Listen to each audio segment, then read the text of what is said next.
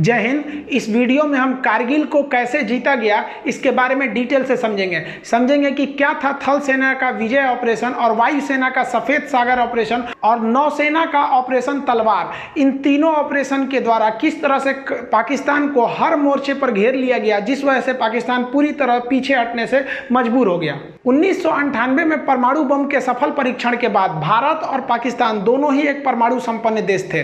दो परमाणु संपन्न देशों के बीच यदि युद्ध होता है तो ये काफी घातक हो सकते हैं। इसलिए इसको समझते हुए और काफी दूरदर्शी सोच रखने वाले हमारे प्रधानमंत्री अटल बिहारी वाजपेयी 21 फरवरी 1999 को बस द्वारा दिल्ली से लाहौर के लिए रवाना हुए और एक लाहौर समझौते पर हस्ताक्षर हुआ 21 फरवरी 1999 को। और जब अटल बिहारी वाजपेयी लाहौर में बस से उतरे तो बहुत ही गर्मजोशी से उनका स्वागत किया गया। दोनों देशों ने कहा कि अतीत में हमने जितने भी युद्ध किए हैं उसे भुलाकर हम सब अब एक सह अस्तित्व पे आगे बढ़ेंगे और हम बहुत ही जल्दी मिल बैठकर कश्मीर मुद्दे को सॉल्व कर लेंगे, इसमें बिना किसी देश को इंटरफेयर किए। अटल बिहारी वाजपेयी को 21 तोपों की सलामी दी गई, लेकिन कोई भी हिंदुस्तानी ये नहीं जान रहा था कि ये 21 तोपों की जो सलामी दी जा रही है भारत के प्रधानमंत्री के सम्मान में, ठीक 3 महीने बाद यानी मई में यही तोपें भारतीय सैनिकों के सीने पर गिरेंगी। लाहौर में जब हमारे प्रधानमंत्री अटल बिहारी वाजपेयी थे तो उस समय पाकिस्तान के जनरल परवेज मुशर्रफ ये कह रहे थे कि हम उन्हें सैल्यूट नहीं करेंगे। भाई मत करिए ना, तुम्हारे सैल्यूट के हम लोग भूखे हैं। लेकिन ये जो था ये आदमी इतना बड़का, ये इसको तो इसी के देश में फांसी की सजा हुई है। इसने खुद अपने प्रधानमंत्री नवाज शरीफ का तख्ता पलट करके खुद राष्ट्रपति बन गया था वहां पे। तो ये इसने क्या किया, एक प्लान बनाया, ऑपरेशन बद्र, अल बद्र प्लान बनाया। और इसमें ना कई जनरल थे, 4-5 लोग, यही लोग मेन थे। इनमें सबसे महत्वपूर्ण जो थे वो तो एकदम ये तो था ही भाई, ये जनरल ही थे परवेज मुशर्रफ। और यहाँ पे चीफ ऑफ जो जनरल स्टाफ थे अजीज खान और यहाँ मेजर जनरल जावेद हसन। ऐसा कहा जाता है कि पूरा जावेद हसन ने ही रूपरेखा तैयार किया था। हालांकि इतने लोगों का योगदान था कारगिल में। ये लोग चाहते थे कि जो शिमला एग्रीमेंट के बाद ये हुआ था, हम लोग में एक आपसी सहमति थी कि करगिल का जो एरिया है वहाँ टेम्परेचर -30 -40 चला जाता है, इतना ठंड हो जाता है। तो हम लोग क्या करते थे, अक्टूबर के बाद हम भी अपनी पोस्ट बंकर को छोड़ के चले जाते थे और पाकिस्तान भी चला जाता था। फिर हम लोग जाते थे मई जून के महीने में। तो पाकिस्तान ने प्लान बनाया कि 1999 में हम क्या करेंगे, अपनी जो जैसे भारत पीछे हटेगा, पाकिस्तान ने कहा कि हम लोग तो पीछे नहीं हटेंगे और उल्टे अपनी फौज भेज देंगे, उन बंकरों में घुसा देंगे जो भारत खाली करके गया है, और उन्हें हम क्या करेंगे, पूरी हथियार सप्लाई A to Z दे देंगे। ये ऑपरेशन अल बद्र में चल रहा था। इसको आप मैप से समझिए ध्यान से। ये जो आप लाइनिंग देख रहे हैं ये आपका एक्चुअली POK है, पाक ऑक्युपाइड कश्मीर। पाक ऑक्युपाइड कश्मीर का ये जो एरिया है, यहाँ से हम लोग, ये जिला जो आता है वो कारगिल जिला आता है। एक्चुअली लड़ाई जो थी वो कारगिल जिले में थी, वो 4 सेक्टर में थी। उसको एक्चुअली जिला कारगिल होने की वजह से उसका नाम कारगिल दे दिया। देखिए ये लाइन ऑफ कंट्रोल जो है, यहाँ से श्रीनगर से लेह तक एक सड़क जाता है 1A, नेशनल हाईवे 1A। अब पाकिस्तान का जो प्लानिंग क्या था कि ये हाईवे को हमको कैसे भी काट देना है। ये हाईवे काटने का 2 मकसद था। एक हाईवे को यहाँ से काट दीजिए और एक एरिया से, ताकि यहां से कोई सियाचिन में ना जा सके। अगर सियाचिन का हाईवे कट जाएगा तो सियाचिन भारत के हाथ से निकल जाएगा, क्योंकि वहां डायरेक्ट पहुंच नहीं है। अब बीच में इतने पहाड़ हैं कि नॉर्मल सड़क बना ही ना जा सकती है। तो इसलिए ऑपरेशन अल बद्र के द्वारा मुशर्रफ ये सोचे कि हम ये हाईवे को काट देंगे तो पाकिस्तान, भारत बैकफुट पे आ जाएगा। और रियली भी थी। जैसे आप यहां देखेंगे ये डॉटेड लाइन हमारी LAC है, ये लाइन ऑफ कंट्रोल है। अब ये जो सड़क जा रही है ये सड़क है हमारी श्रीनगर से लेह तक। अब यहां कारगिल देखिए ये लाइन ऑफ कंट्रोल के बहुत ही करीब है। इनकी प्लानिंग क्या थी, ये लोग 4 जगह से भारत में घुस गए। देखिए करगिल जो बोलते हैं, करगिल की लड़ाई, करगिल जिला था, उसमें 4 जगह थे। जैसे आपके जिला में कैसे ब्लॉक या तहसील होते हैं, कई सारे होते हैं, तालुका टाइप का, उसे ही था करगिल जिला। इसमें 4 महत्वपूर्ण सब डिवीजन में लड़ाई चल रही थी। ये क्या किया, ये 4 जगह से घुसपैठ कर दिया। यहाँ पर 4 एरिया से घुसपैठ किया। सबसे पहला जो एरिया था मस्कोक एरिया था, ये मस्कोक एरिया में घुसपैठ कर दिया। उसके बाद जो एरिया था वो द्रास का एरिया था। सबसे भीषण जो लड़ाई हुई थी वो द्रास में हुई थी। इसी में तोलोलिंग, टाइगर हिल और 0.5140 इसमें सब आते थे सब ये। तो ये वाला एरिया हो गया द्रास। और इसके बाद ये वाला एरिया हो गया काक्सर। काक्सर का एरिया जो था वो एक्चुअली बैकअप के लिए इन लोगों ने यूज किया था। और काक्सर के बाद ये बटालिक एरिया, बटालिक सबसे लास्ट में था। अब आप बताइए बटालिक क्यों किया गया था, क्योंकि बटालिक पे अगर कब्जा हो जाएगा तो हम सियाचिन नहीं जा पाएंगे। तो आप देख रहे हैं ये चारों पॉइंट एक्चुअली कारगिल में आ रहे थे, इसलिए इसको नाम दे दिया गया कारगिल का युद्ध। लेकिन कारगिल का युद्ध में जो सबसे भीषण एरिया जगह युद्ध हुआ था वो था द्रास में। तो अब हम लोग एक एक करके समझते हैं कि आखिर ये लड़ाइयाँ कैसे कैसे हुई थी।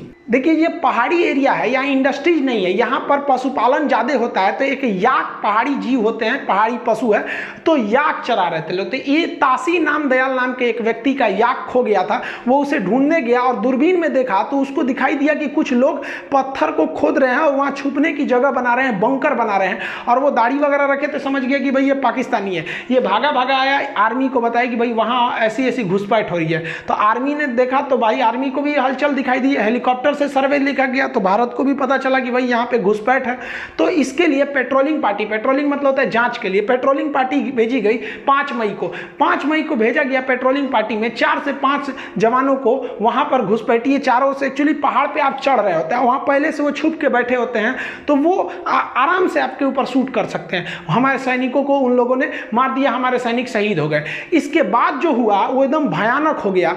ये 9 मई को सीधा हमारा कारगिल के जिला पर, अब जैसे कारगिल का कई एरिया है, जैसे मस्कोक है, द्रास है, बटालिक है, काक्सर है, तो ये 4-5 अलग है, छोटे छोटे डिवीजन है, लेकिन एकदम मेन जिला पे ही कारगिल जिला में आके पाकिस्तानी आर्मी का एक तोप का गोला गिरा और भारत का जो एमुनेशन डिपो था जहां गोला बारूद रखा था पूरा वही उड़ा दिया और एक झटके में भारत को 127 करोड़ का लॉस हो गया। इन सब के होने के बाद भारत को लग रहा था कि ये मामूली घुसपैठिए आतंकवादी हैं, लेकिन धीरे धीरे पूरी तरह से साफ होने लगा कि ये आतंकवादी नहीं है। इन आतंकवादियों के पीछे पाकिस्तानी पिल्ले बैठे हुए हैं, उनकी नॉर्दर्न लाइट इन्फेंट्री के जवान बैठे थे। उनके अंदर इतना तो कलेजा नहीं है कि सामने सामने लड़े। अरे साले, मर्द की औलाद तो सीधा बोले रहते ना कि मत लौटो। हम लोग जब लौट गए थे ठंड में तो तुम आके वहां बैठ गए थे, उसके बाद वीर बन रहे हो। देखिए एक्चुअली क्या होता है कि जब आप हमला करने जाते हैं तो माना जाता है कि आपकी फौज 3 गुनी होनी चाहिए क्योंकि दुश्मन पहले से बैठा है, लेकिन पहाड़ी लड़ाई में ऐसा माना जाता है कि नहीं, आपको 9 गुना लॉस होगा। एक तो आप चढ़ेंगे, आपको चढ़ाई में दौड़ नहीं सकते हैं खाली मैदान की तरह, और वो आराम से बैठा हुआ है पहाड़ में, हल्का सा एक मौका कर लेगा, बंदूक निकाल लेगा, आपको दिखेगा नहीं कहां से गोली आ रही है। अब भारत के सामने यही बड़ी समस्या थी, कैसे कैसे हमला किया जाएगा। तो ये टोटल का एरिया देखिए कारगिल है, तो इसमें हम लोग जो देख रहे थे ये वाला एरिया जो है ये मस्कोक है, इसके बाद ये द्रास है। तो मेन जो झमेला था वो द्रास में था, क्योंकि द्रास जो है हाईवे के एकदम करीब का एरिया था और यहाँ की जो पहाड़ियां थी वो काफी ऊंची थी, जिससे कि नेशनल हाईवे नंबर 1 पर कौन जा रहा है आराम से देखा जा सकता था। पाकिस्तान इतना डोमिनेंस कर लिया था कि नेशनल हाईवे नंबर 1 पर आप एक स्कूटर नहीं ले जा सकते थे बिना उनके हिसाब से, क्योंकि वो आराम से गोली मार सकते थे, सर पे गोली मारते थे एकदम टीप के वो सब। तो भारत को यहाँ पे बहुत बड़ा डिसएडवांटेज था, ये भारत की इंटेलिजेंस फेलियर थी, ये पूरी तरह से आके इन पहाड़ियों पर बैठ गए। अब ये जो आपका द्रास का एरिया दिख रहा है, ये भले इतना छोटा यहां दिख रहा है, अब ये देखिए पूरा का पूरा एरिया द्रास है। अब भारत ने अपनी थल सेना का ऑपरेशन विजय चालू किया 19 मई को, ऑफिशियली इसी दिन से युद्ध स्टार्ट हो गई। अब हम लोगों ने कहा कि भैया एक टुकड़ी द्रास में भेजते हैं, कुछ यहाँ पे मस्कोक एरिया में, यहाँ पे काक्सर में, और ये वाला एरिया जो आपका बटालिक है यहाँ पे भी भेजते हैं। भीषण लड़ाई हो गई आपकी द्रास में, चूंकि द्रास का एरिया बहुत ऊंचा पे था। अब यहाँ 3-4 ऐसे जगह थे जहां पे कब्जा करना जरूरी था, जैसे तोलोलिंग हो गया, टाइगर हिल हो गया, पॉइंट मतलब देखिए यहाँ पे बहुत छोटे छोटे पहाड़ी भी हैं सब लाइन से, तो इसका अलग अलग नाम ना देके सेना के मानचित्र में उसका नाम दे दिया गया पॉइंट 5140, और एक और पॉइंट है 0.4590। ऐसे कई ठो पहाड़ियां हैं सब, और ये पूरा मिला देते हैं ना तो ये एरिया बनता है द्रास। अब इस द्रास के एरिया में युद्ध करना बड़ी भयानक था। इधर तोलोलिंग थी, तोलोलिंग के बाद यहाँ पर आपका मम था, फिर 0.5140 था। ऐसे करते करते इस एरिया तक पूरा जीत लेंगे तो लास्ट में पड़ता था टाइगर हिल। टाइगर हिल बहुत ही ज्यादा हाइट पर था और इन सब पे पाकिस्तानी बैठे हुए थे सब, इतना भीषण एरिया में ये लोग आकर बैठ गए थे। अब भारत को नीचे से जाना था इस एरिया में। जनरल परवेज मुशर्रफ के प्लान के हिसाब से उन लोगों ने भारत के 140 पोस्ट पर कब्जा कर लिया था, बंकर बना लिए थे, और हर पोस्ट में उन्होंने भारी मात्रा में heavy machine gun, mortar, artillery, पीछे से तोप का support, stinger, surface to air missile, हर तरह के मिसाइलों से लैस थे और वो लगभग 1500 की संख्या में थे। समस्या ये थी कि यही नहीं समझ में आ रहा था कि वो हमला कहां से कर रहे हैं। ये द्रास का सेक्टर अगर आप देख रहे हैं तो ये वाला जो एरिया है वो टाइगर हिल है। ये सबसे हाइट पे था इस एरिया में टाइगर हिल, लेकिन इसके इधर कई तो 0.5140 थी। यहां पर आपने सुना होगा विक्रम बत्रा, दिल मांगे मोर। तो ये लोग इस एरिया में ना जो हमारे राजपूताना राइफल थी, ग्रेनेडियर थी, जम्मू कश्मीर राइफल थे, जाट रेजिमेंट के सैनिक थे, गोरखा थे, कई सारे पूरी भारत के हर एरिया से फौज को लगाया गया था। तो यहां पर बेसिकली ग्रेनेडियर थे, राजपूत राइफल थे और जम्मू कश्मीर राइफल के जवान थे। तो ये इस एरिया से गए। पहले ये लोग यहां से गए, तोलोलिंग पे कब्जा किया। तोलोलिंग के बाद कई छोटे छोटे पॉइंट पर कब्जा किया। तोलोलिंग के बाद सेकेंड हाइट पे जा था 0.5141 था, यहां कब्जा किया गया। यहां कब्जा के बाद आप देखिए यहां से सीधा टाइगर हिल यहां है। यहां पर हमला हो रहा था और ये ससुरे सब यहां से आर्टिलरी फायर कर रहे थे, सब तोप यहां से। सोचिए उनको कहां दिखेगा। और यहां एयरफोर्स भी सक्सेस नहीं हो पा रही थी, लेकिन भारतीय जवान रुकने वाले कहां है ससुरे तुनाई। भारत मां को जब भी जरूरत पड़ी है, भारत के वीर सपूतों ने कभी भी अपना खून बहाने से पीछे नहीं हटे हैं। भारतीय सैनिक जब 0.5141 पे कब्जा किए तो यहां से नीचे उतरते वक्त भी बहुत ज्यादा यहां से भीषण फायरिंग हो रही थी। यहीं पे बहुत सारे फौजी हमारे शहीद हो गए। फिर प्लान बनाया गया कि हम लोग इस डायरेक्शन से उतर के कुछ उस डायरेक्शन से तीनों ओर से घेरा जाए हम लोग टाइगर हिल के ऊपर। तीन ओर से टाइगर हिल को घेर के और फिर भारत ने टाइगर हिल पर अपना तिरंगा लहरा दिया था। देखिए यहाँ पर जो एरिया दिख रहा है ये आपको टाइगर हिल दिख रहा है। और टाइगर हिल से इतना दूरी पे आप देखेंगे तो ये तोलोलिंग का एरिया, ये तोलोलिंग पहाड़ी है। ये टोटल एरिया जो है वो द्रास है। अब तोलोलिंग की जो पहाड़ी है वो काफ़ी ऊंचाई पर स्थित है, वहाँ पर लड़ाई करना काफ़ी मुश्किल हो गया था तोलोलिंग पर। अब यहाँ तोलोलिंग पे तो पहले से तोलोलिंग पीक है, यहाँ पे पाकिस्तानी पहले से बैठे थे और जो हिंदुस्तानी फौज थी वो नीचे से आ रही थी। अब हिंदुस्तानी फौज नीचे से जब चढ़ रही थी तो ये जो पाकिस्तानी थे इस साइड में अपनी आर्टिलरी गन रखे थे, यहाँ से हमला कर देते थे। तोलोलिंग की ऊंचाई से ये पूरे एरिया पे डोमिनेट करते थे। ये एरिया नीचे होने की वजह से हम लोग जब द्रास से ऊपर चढ़ना चालू किए तोलोलिंग पे तो ये सीधा हमला कर देते थे। फिर भी भारतीय सूरवीरों ने किसी भी तरह इस मुश्किल चोटी के ऊपर चढ़ान किया।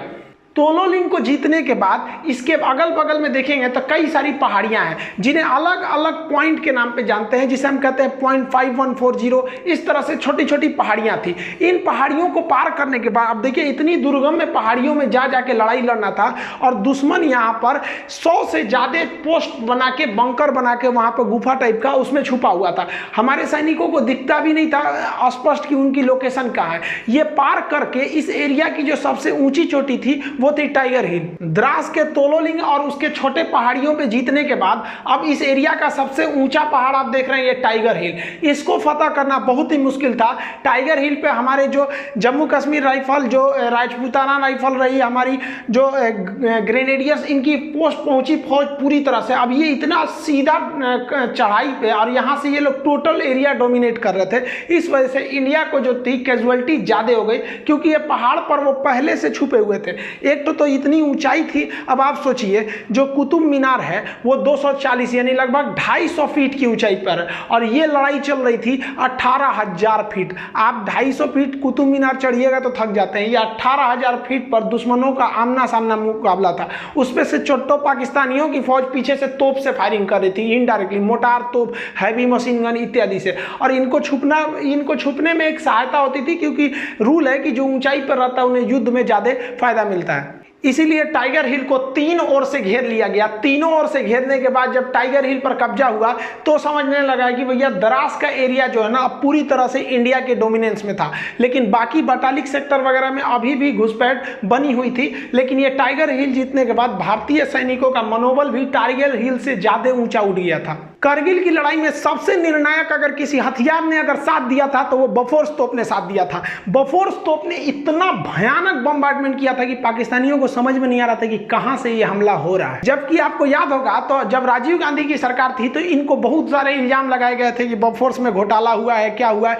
लेकिन जब युद्ध के मैदान में, जब बफोर्स अपने रियल मैदान में उतरा तो जितने विरोधी थे जो ये बोल रहे थे कि राजीव गांधी ने घोटाला किया है, उन लोग का एकदम मुंह बंद हो गया, क्योंकि ये एकदम पिन पॉइंट निशाना मारता था, एकदम टीप के, और जबकि पाकिस्तानी को समझ में नहीं आता है मार कैसे रहा है। हम किसी अलग वीडियो में आपको बता देंगे कि तोप से कैसे निशाना बनाया जाता है। एक्चुअली उसके लिए 8 फिगर आर्टिलरी निकाली जाती है 4 फिगर के हिसाब से, तो वो 4 फिगर 8 फिगर के हिसाब से इसको निकाल के मारा जाता है। 40 किलोमीटर रेंज होता है, 40 किलोमीटर तो दिखता भी नहीं है, ये फिगर के हिसाब से मारा जाता है, नक्शा के हिसाब से। वैसे ही हमारे यहाँ राफेल खराब है, राफेल खराब है। अभी चाइना से युद्ध हो जाएगा तो सबको समझ में आ जाएगा कि राफेल क्या है। तो हमारे यहाँ ना देखिए भाई, किसी की भी सरकार रही, विपक्ष में बैठे हो तो मतलब सरकार को गरियाओ, एक तरह से कह लीजिए। तो ये हमारे पॉलिटिक्स का एक परंपरा है कि विपक्ष में बैठे हो तो सरकार को गरियाओ। उस वक्त बोफोर्स के लिए आप राजीव गांधी को गरिया रहे थे, अभी आप राफेल के लिए नरेंद्र मोदी को गरियाओ। तो आप ये नहीं कह सकते कि गाली किसी एक पार्टी ने सुना है, यहाँ सब पार्टी गाली सुनती है, भले वो कुछ भी करे। आर्टिलरी गन के बाद वायुसेना ने भी अपना ऑपरेशन सफेद सागर चालू कर दिया। 26 मई 1999 को ऑपरेशन सफेद सागर को ऑफिशियली लॉन्च कर दिया गया, और इसके लिए भारतीय वायुसेना ने अगले ही दिन यानी 27 मई को, ये भारतीय वायुसेना के लिए बहुत खराब दिन एक तरह से कह सकते हैं, तो क्योंकि यह इस वक्त भारतीय वायुसेना को कई सारे झटके लगे। उन्होंने अपना मिग 27 विमान को उड़ाया, जो वहां पे पहाड़ी क्षेत्र में गया और इसमें टेक्निकली खराबी आ गई थी। ये हालांकि पाकिस्तानी कहते हैं कि उन्हें मारकर गिरा दिया गया था। टेक्निकली खराबी आने की वजह से इसके जो पायलट थे नचिकेता, वो क्या किए, पैराशूट से ड्रॉप किए, और गलती से उनका पैराशूट जो है लाइन ऑफ कंट्रोल के उस साइड गिर गया, पाकिस्तान साइड में। बाद में पाकिस्तान ने भारत के दबाव में लौटा दिया, जैसे अभिनंदन जी के साथ मामला हुआ था। लेकिन तब तक, ये तो बात का मैटर है कि जब लौटाया था, लेकिन उस वक्त तो कुछ ही को पता ही नहीं चल रही थी 27 मई को कि कहां गए, इनका कोई रडार से सिग्नल भी गायब हो गया था। तो इनके पीछे निकले थे मिग 21 लेके अजय अहलुवालिया। अजय अहलुवालिया साहब गए थे सर्च करने के लिए, तो ये काफी लो हाइट से उड़ान भर रहे थे, क्योंकि इनको खोजना था अपने साथी नचिकेता का विमान। लेकिन इन्हीं पर पाकिस्तानियों ने स्टिंगर मिसाइल से हमला कर दिया। अब सोचिए, किसी आतंकवादी के पास मिसाइल होता है, स्टिंगर मिसाइल। ये चोट्टा पाकिस्तानी था, दुनिया में कह रहा है कि मतलब हमारी फौज नहीं है। अरे हिजड़ों कहीं के, तुम्हारी फौज नहीं है। एक तो लड़का हमारे वीडियो पे कमेंट किया कि दुनिया का सबसे बड़ा आतंकवादी देश भारत है। इस दूसरा पाकिस्तानी ऐसा कमेंट करता, हमको तो हंसी ही नहीं छूट कर, हम रिप्लाई कौन जी करे, चोट्टा कहीं का, तू सबसे बड़का है, हम लोग को बोल रहा है। तो आतंकवादियों ने अजय अहलुवालिया के विमान पर स्टिंगर मिसाइल से हमला कर दिया। स्टिंगर मिसाइल से जब हमला किया तो ये इन्होंने सीट एजेक्शन का बटन दबाया। इसके बाद सीट एजेक्शन हो जाता है, हम राफेल के वीडियो में आपको सब समझा दिए थे। और उसके बाद जब ये पैराशूट से नीचे उतरे तो ये पाकिस्तानियों ने हैवी मशीन गन से फायरिंग किया। आसमान से अजय अहलुवालिया के शरीर के टुकड़े गिर रहे थे, वहां पर एकदम निर्मम हत्या कर दी गई। ये वायुसेना का एक बहुत बड़ा, कह लीजिए तो एक काला दिन था।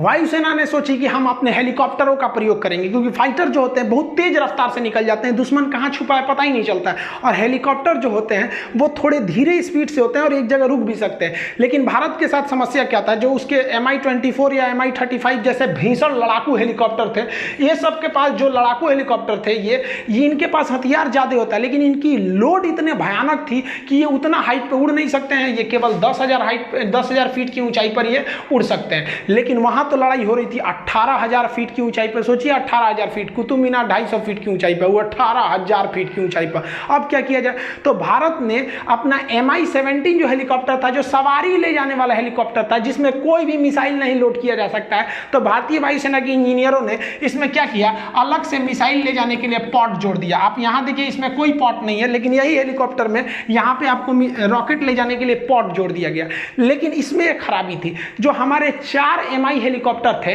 इसके पास आती हुई मिसाइलों के, क्योंकि पहले जो 2 विमान थे उन पर तो मिसाइल अटैक हो गया था, स्टिंगर मिसाइल कंधे पे रख के मार दिया जाता है। तो ये लोग स्टिंगर मिसाइल से बचने के लिए एक फ्लेयर का प्रयोग करते हैं। वो आग का गोला होता है। एक्चुअली स्टिंगर मिसाइल जो होती है वो गर्मी को सूंघ के आती है, तो गर्मी को सूंघ के आती है, तो ये क्या करते हैं, जब इनको पता चल जाता है कि हमारे ऊपर स्टिंगर मिसाइल आ रही है, तो वो आग का गोला फेंकने लगते हैं, जिसका जो इंफ्रारेड को मिसाइलों को अपनी ओर खींच लेता है, ये बच के निकल जाते हैं। तो भारत के जो हेलीकॉप्टर थे, 4 में से तीसरा जो हेलीकॉप्टर था, उसमें ये फ्लेयर वाला सिस्टम था, वो नहीं लगाया गया था, और यही खतरा हो भी गया। हमारा पहला हेलीकॉप्टर बम बरसा के आ गया, फ्लेयर से बच गया, दूसरा भी फ्लेयर छोड़ के बच गया, बम बरसाया, लेकिन तीसरा जो जहाज था वो भीषण हमला किया, और उसके पास फ्लेयर भी नहीं था, लेकिन इतने हमारे वायुसेना के पायलट बहादुर कि वो नीचे जहाज को लाया, एकदम एक्यूरेट हमला किया। लेकिन उसी बीच क्या हुआ, जो स्टिंगर मिसाइल थी वो 30 तीसरे हेलीकॉप्टर को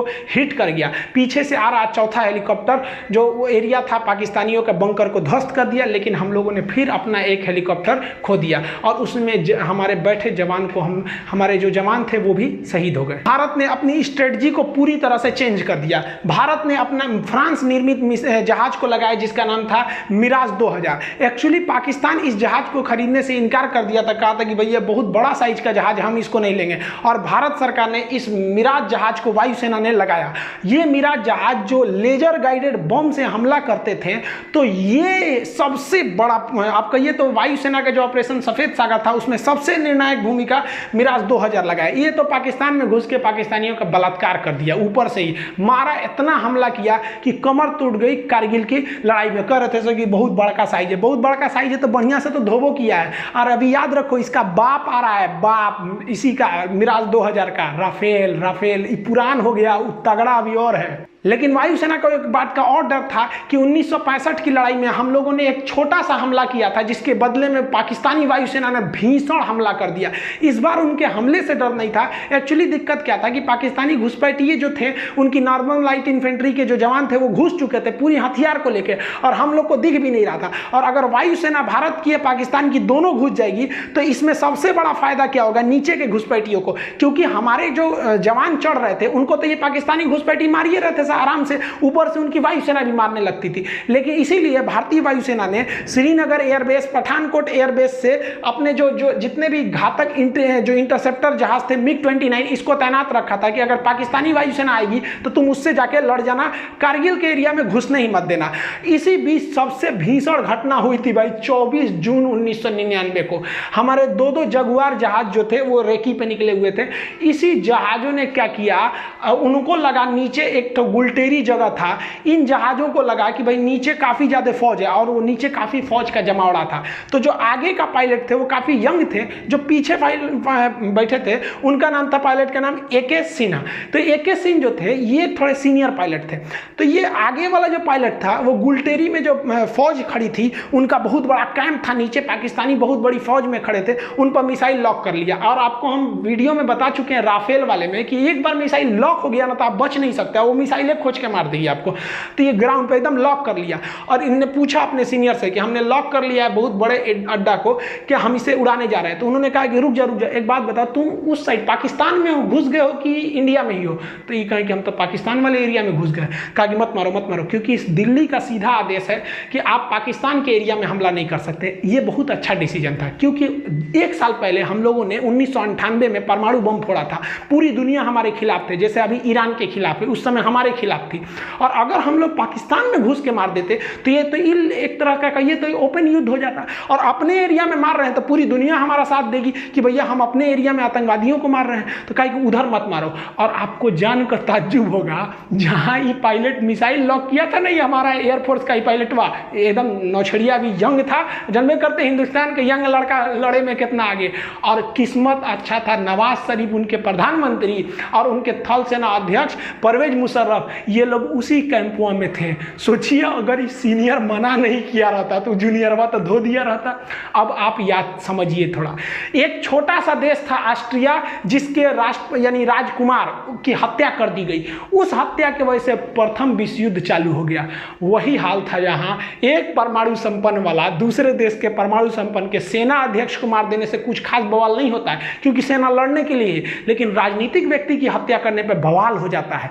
तो भयंकर बवाल हुआ रहता, क्या युद्ध का मोड़ लेता समझ में नहीं आता। तो ये बहुत अच्छा हुआ, एक तरह से हम तो करते थे कि मारिए दिया रहता तो हो जाता, क्या हो जाता भाई, ज्यादा से ज्यादा और युद्ध लड़ते, नहीं लड़े हैं 71 में 65 में 84 में, एक और लड़ते से चुरा क्या कर लेता पाकिस्तान। यहाँ पे ऊंट के मूतने से रेगिस्तान में बाढ़ थोड़े आता है, क्या कर लेंगे, इनके औकाते कितना है। ये सब तो चल ही रहा था, नेवी ने और अत्याचार कर दिया। नेवी ने अपना ऑपरेशन तलवार चालू कर दिया। ऑपरेशन तलवार के तहत भारतीय नेवी ने पाकिस्तान की ओर एंट्री मार दी और यहाँ पर जो हमारे नेवल वेस्टर्न नेवल कमांड था और साउदर्न नेवल कमांड था ये भी घुस गया अरब सागर में, और अरब सागर में घुसकर पाकिस्तान का पूरी तरह से नेवल ब्लॉकेज लगा दिया। भारतीय वायुसेना के पूरे युद्धक जहाज घुस गए सब वहां पर और नेवल ब्लॉकेज लगा दिया। भारतीय नौसेना ने ऐसे मिसाइल मारा, जो पाकिस्तानी जहाज थे उनके बगल में मिसाइल जानबूझ के मारता था, जो उनके मर्चेंट वाले जहाज थे, जो उनका पेट्रोलियम लाने वाला था, सारा जहाज उधर ही रुक गया कि ना हम ना जाएंगे, नेवी उधर मार रही है। पूरी तरह से पाकिस्तान का इतना भयानक नेवल ब्लॉकेज था कि पाकिस्तान के पास केवल 6 दिन का पेट्रोलियम बचा था, नहीं तो उसके बाद उन लोग गाड़ी चलाते, लोग चलाओ ससुरा तुम्हारा पास, इतना भयानक काम किया था। तो नेवी के रोल को भी हमें भूलना नहीं चाहिए। पाकिस्तान जो है वो मदद मांगने के लिए चला गया अमेरिका में। 4 जुलाई को अमेरिका में इंडिपेंडेंस डे के रूप में मनाया जाता है, तो वहाँ क्लिंटन साहब के पास पहुँच गया। एक्चुअली जो पाकिस्तान है ना, पहले अमेरिका का रखेल था, अभी वो चाइना का रखेल बन गया है। पहले वो अमेरिका से फसल था, तो अमेरिका से कहा कि सुनिए ना मदद करिए मेरा। अमेरिका के पास गया मदद करने के लिए, तो अमेरिका ने पूछ दिया नवाज शरीफ से, ये बताइए वो नॉर्दर्न इन्फेंट्री आपकी फौज घुसी है कि नहीं घुसी है? तो कहा कि हमरे फौज घुसी है, ये चट्टा घुसा दिया बिना हमरे बताइए। देखिए एक्चुअली होता क्या है कि पाकिस्तान में जो सेना होती है ना, प्रधानमंत्री की भी वैल्यू नहीं देती है।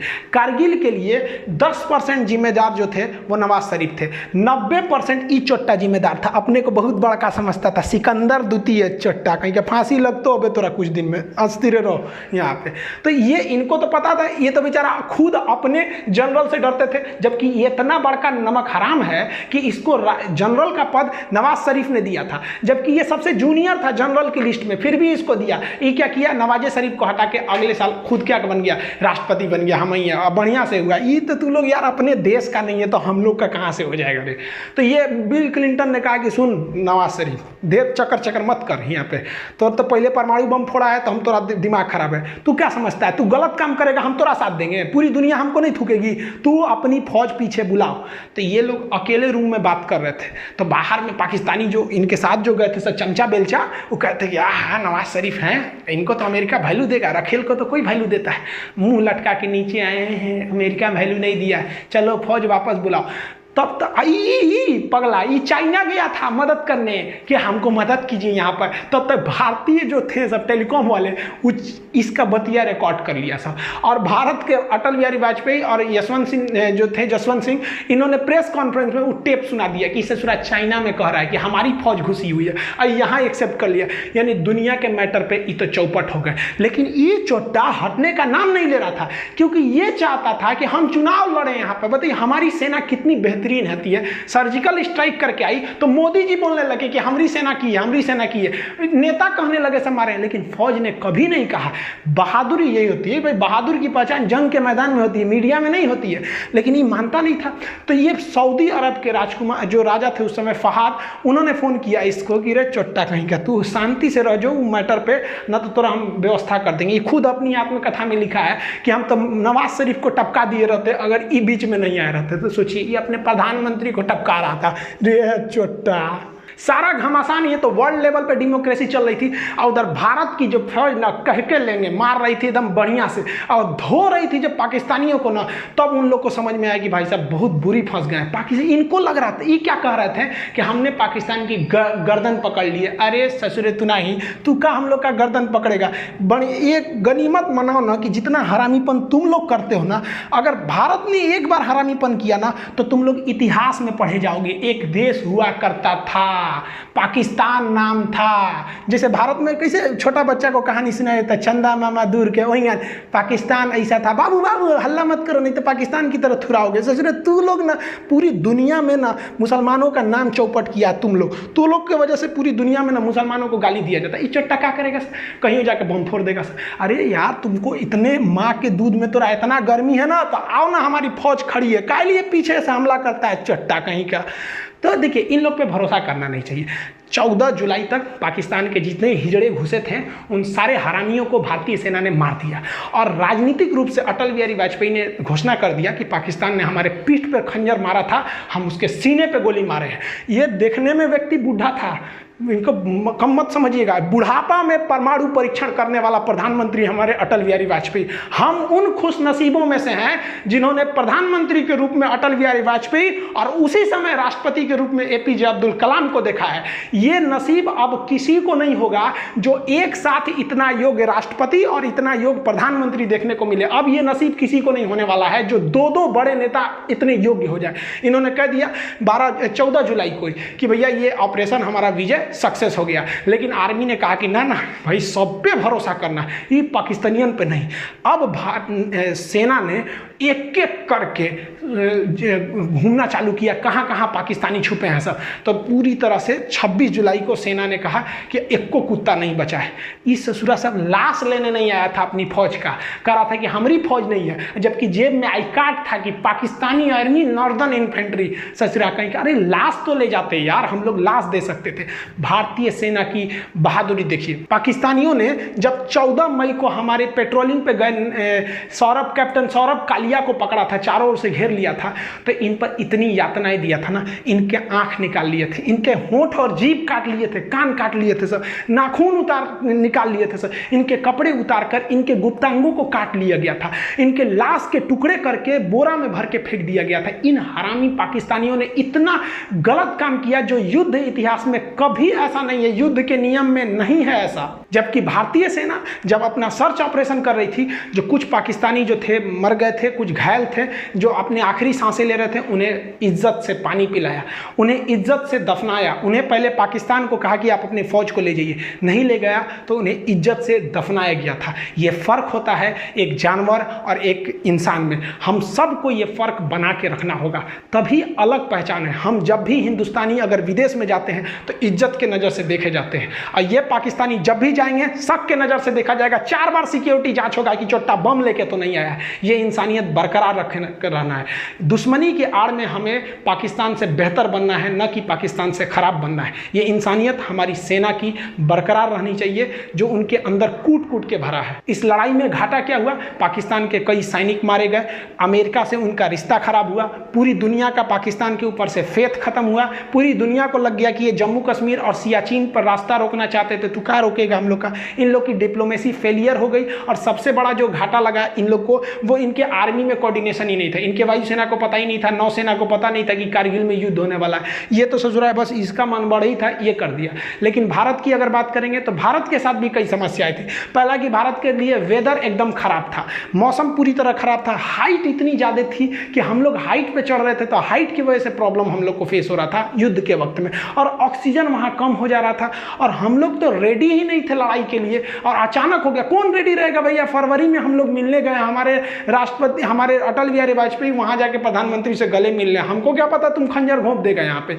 और जो हमारे लिए सबसे बड़ा फेलियर है, हम तो कहते हैं कि पाकिस्तानी की आर्मी जिम्मेदार है, लेकिन हमारे देश के इंटेलिजेंस भी जिम्मेदार है। तुम जासूस किस काम का रहे कि तुमको ये पता नहीं चल रहा है कि पाकिस्तान की हजारों फौज घुस गई, वो आर्टिलरी लेके चले आए, एमुनेशंस लेके चले आए, मिसाइल लेके घुस गए, हमारी फौज चुपचाप मुंह देख रही है। हमारी फौज तो बहादुरी से लड़ी, जो जासूस थे सब इंटेलिजेंस, वो चोट्टे कहाँ मर गए थे सब। और ये हमेशा से यही होता है, 1962 की लड़ाई हम लोग को मुंह की खानी पड़ी यही जासूसों की वजह से। 1984 में ये ससुरे सियाचिन में घुस गए थे, फिर भी कुछ नहीं हुआ। अरे सब छोड़िए, 2008 में देखिए ना, मुंबई में जब हमला हुआ तो हमारे जासूसों को पता ही नहीं था कि अजमल के साथ घुस गया, हमला कर दिया, चोट्टा सरकारी नौकरी लेना है, कोनो काम का नहीं है सब अधिकारी। इनको ले आके हम तो रहते ना वहाँ पे, हमारे पास पावर रहता ना, हम तो ससुरा जितने अधिकारी हैं ना ससुरा, इनको जिस तरह से पाकिस्तानियों को भूने थे ना उस तरह भून देते ससुरा। तुम क्या कर रहा है?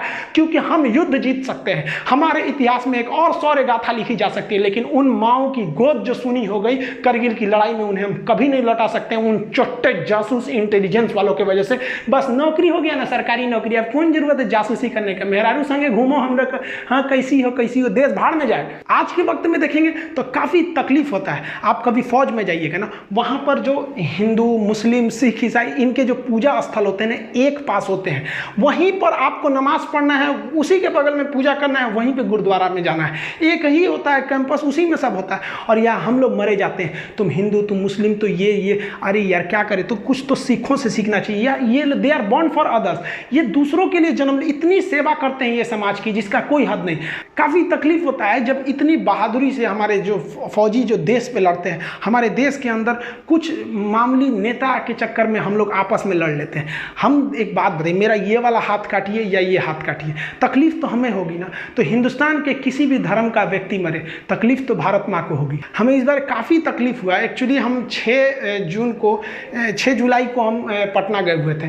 तो जैसे पटना में एंट्री किए ना, तो वहाँ चेक पोस्ट चल रहा था, तो मेरी चेकिंग वगैरह थी, तो हमको भी चेकिंग हुआ, तो मेरा सब कुछ था, ड्राइविंग लाइसेंस वगैरह। एक फौजी भाई का कोई नॉर्मल सा कोई पेपर था जो छूट गया था, तो फौजी वो कह रहा था पुलिस वाले से कि मेरा केवल पेपर छूट गया है, आप हमको जाने दीजिए, हम यहीं के रहने वाले हैं।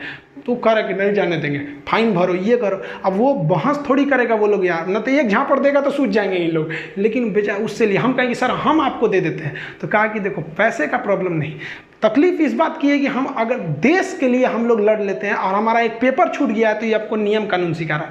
अभी वो भाई ऐसा दे ही रहे थे ना फौजी, तब तक एक तो नेता विधायक का गाड़ी गया, वो रोका तो गरिया दिए, रे हमारा गाड़ी रोकेगा, चुपचाप सटक गए। यहाँ पे अजब हाल है यार। फौजियों के प्रति इज्जत रखनी चाहिए, कहीं पे भी उनके लिए इज्जत हमेशा रहनी चाहिए। एक आम नागरिक से ज़्यादा उनकी इज्जत होनी चाहिए। जिस वक्त करगिल की लड़ाई हो रही थी, वो पहली लड़ाई थी जो हम लोग टीवी पे देखे थे। अटल बिहारी वाजपेयी ने बहुत अच्छा काम किया कि हमारे पूरे देश की जनसंख्या को युद्ध के माहौल को दिखा दिया, जिससे कि हम सब एक हो गए। उस वक्त से बरखा दत्त एक पत्रकार होती थी, अभी भी हैं वो काफ़ी रिपोर्टिंग करती थी। हम लोग छोटे छोटे थे, तो हम लोग 15 अगस्त के दिन प्रोग्राम लिए थे, तो छोटे छोटे थे, तिरंगा लेके भाषण देने गए थे। हम अभी बच्चे हैं, दांत हमारे कच्चे हैं, हम भी लड़ने जाएंगे, सीने पे गोली खाएंगे, मर जाएंगे, मिट जाएंगे, भारत देश बचाएंगे। करगिल की लड़ाई को देख के हम लोग के मन में भी ना एक देशभक्ति का जुनून आ गया। ये सोच लिए कि हम भी जाएंगे तो फौज में ही जाएंगे। इसीलिए हम लोग जब 10th पास किए तो एनसीसी किए। एनसीसी में सी सर्टिफिकेट, फायरिंग वगैरह सब वहीं सिखाया, हथियार के बारे में हम लोग को। उसके बाद एनडीए का एग्जाम दिए हैं लोग, ताकि हम लोग जाके एक ऑफिसर रैंक की जॉब ले सकें आर्मी में। तो एनडीए का जब आप एग्जाम देंगे ना, तो एक सर्विस सिलेक्शन बोर्ड होता है SSB, वो इंटरव्यू लेती है 5 दिन का। उसके बाद आगे आपको रोक लेती है मेडिकल के लिए। तो हम इलाहाबाद गए थे SSB इंटरव्यू देने के लिए, वहाँ चेस्ट नंबर वगैरह सब मिलता है। तो वहाँ पे जब गए थे तो इंटरव्यू वगैरह में, लेकिन बाद में काफ़ी खुशी हुआ वहाँ पे कि हम यहाँ आ गए, कुछ ही दिन बाद हम फौज में ऑफिसर हो जाएंगे। लेकिन क्या हुआ कि जब मेडिकल में गए ना, तो मेरा हाथ टेढ़ा है। अगर आप देखेंगे ना, मेरा हाथ काफ़ी टेढ़ा है, यहाँ पे 21 डिग्री का एंगल है। मेडिकल अनफिट के वजह होने की वजह से हमको छाट दिया गया। मेरी ज़िंदगी का ना एक सपना ही टूट गया, भाई फौज में जाना चाहते। हम काफ़ी फ्रस्ट्रेट हो गए थे। तो हमारे जो एनसीसी के सर थे, सूबेदार सुनील सिंह राजपूत, वो राजपूत रेजिमेंट के थे, उनको कॉल किए कि सर हम एनडीए में, अब हमारा हाथ तो टेढ़ा है, अब तो हम कभी नहीं जा सकते, ना एनडीए से जा सकते ना सीडीएस से। कहे कोई बात नहीं, तुम आगे अब फर्दर कुछ और देखो, क्योंकि APJ अब्दुल कलाम भी गए थे, तो उनका भी सिलेक्शन नहीं हुआ था। तो जब इतने महान लोग का नहीं हुआ, तो थोड़ा सा अपने आप को समझाने का एक हिम्मत आया कि नहीं, अब हम भी कुछ कर सकते हैं देश के लिए। इन्होंने बहुत कुछ किया, हम लोग तो इनके पैर के धूल के बराबर भी नहीं है। हम आप सबसे कहना चाहेंगे कि जहां भी रहें, आप फौजियों के लिए एक रिस्पेक्ट बनाए रहें। हम लोग के घर के आगे से जब करगिल के वक्त में गाड़ियां भर भर के जाती थी, ट्रेन ना, हम लोग ट्रेन के ट्रैक के किनारे खड़ा होकर सब लोग सैल्यूट करते थे, जय हिंद सर। छोटे छोटे हम लोग थे। तो अभी भी आप भी जहां रहिए उनके रिस्पेक्ट करिए, क्योंकि वो वहां खड़े हैं, हमारी बदले की तकलीफ वो अपने सर झेल रहे हैं, इसलिए हम आज यहाँ मुस्कुरा रहे हैं। मिलेंगे नेक्स्ट वीडियो में आपसे, तब तक के लिए जय हिंद।